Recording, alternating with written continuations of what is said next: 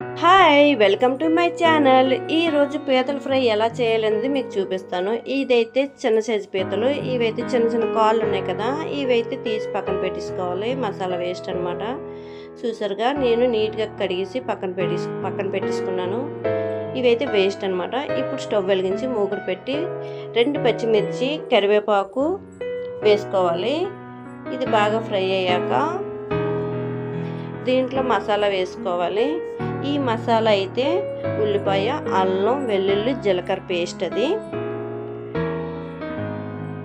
ఇది కొంచెం కలుపుకోవాలి.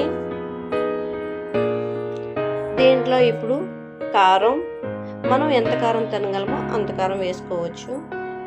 ధనియాల పౌడరు, గరం మసాలా వేసుకోవాలి. కొంచెం పచ్చివాసన పోయే వరకు కలుపుకోవాలి. 2 మీడియం సైజు టమాటా మిక్సీ పెట్టి ఉంచుకోవాలి. ఇప్పుడు మనం క్రాబ్స్ క్లీన్ చేసి పెట్టుకున్నాం కదా, ఆ క్రాబ్స్ దీంట్లో వేసుకోవాలి. బాగా కలుపుకోవాలి. ఇదైతే ట్రై చేయండి ఫ్రెండ్స్. సాల్ట్ వేసి మూత పెట్టేసుకుంటే దీంట్లో ఉన్న వాటర్ అంతా వచ్చేస్తుంది. చూసారుగా టమాటా అయితే ప్యూరీ పక్కన పెట్టుకున్నాను కదా, ఇప్పుడు ఫ్రై అయింది కదా, దాంట్లో టమాటా వేసుకోవాలి. ఒకసారి బాగా కలుపుకోవాలి. మొత్తం ముక్కలకు పెట్టేలాగా ఈ టమాటా ప్యూరీ వేసాం కదా, మనం మొత్తం కలుపుకొని ఒక 5 మినిట్స్ మూత పెట్టుకుంటే ఫ్రై అయిపోతుంది అనమాట. చూసారుగా ఎంత బాగా ఫ్రై అయిందో.